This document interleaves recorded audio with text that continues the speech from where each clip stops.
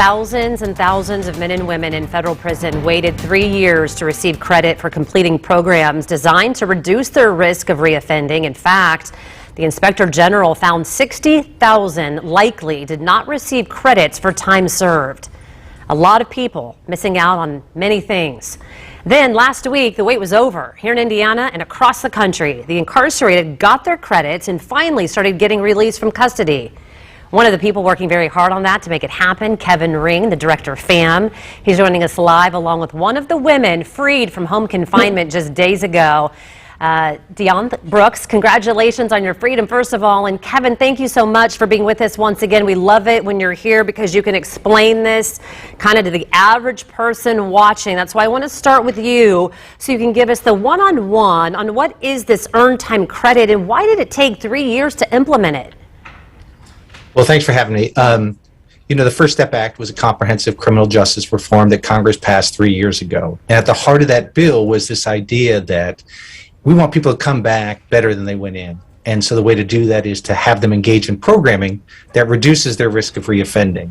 So Congress set up this whole provision that said, we'll give people time credit. We'll let them go to a lower form of custody. If they're in the prison, they can go to halfway house. If they're in the halfway house, they can go to home confinement, so long as they successfully complete this recidivism reducing programming. And the programming is things like drug treatment, anger management, things like that.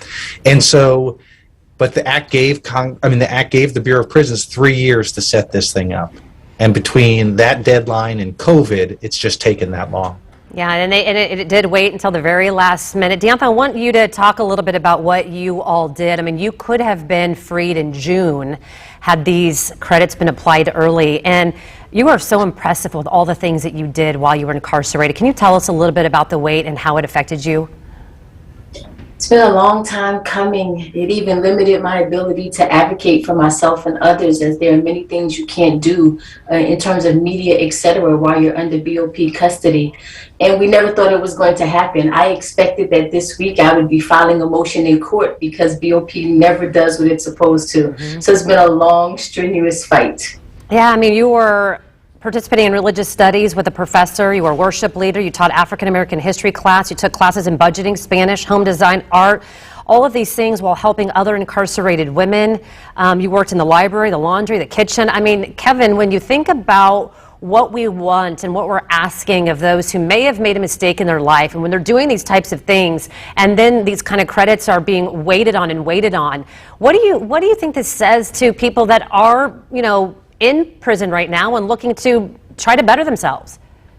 Well, people like Deonta don't need incentives. I mean, she was going to use that time productively, right? There's people like that. But there are others for whom these incentives will mean a lot. I mean, it may mean them saying, look, I've got 10-year sentence, but if I can shorten that a little bit, if I can get out to my family a little sooner by taking these programs, then, I'll do it. And that's in everybody's interest. I mean, as taxpayers and people in the community, we want them to use that time wisely to come out, safer.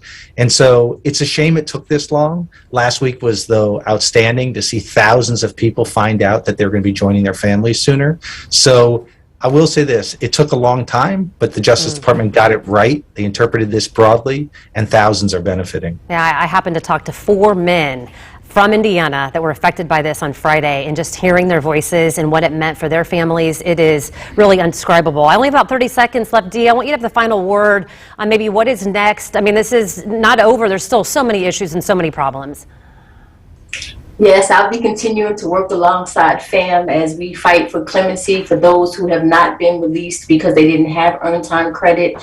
And we work to get more people released under these COVID conditions from the various facilities that reached their largest numbers of infection this week since COVID started. And mandatory minimums, and the list goes on. I will be continuing, as I told Kevin, he did not get rid of me because I was freed. It only makes my voice stronger. Dee, Kevin, thank you both so much for helping us understand and learn about what so many people don't want to talk about. We appreciate you both. Thanks. Thank you for having us.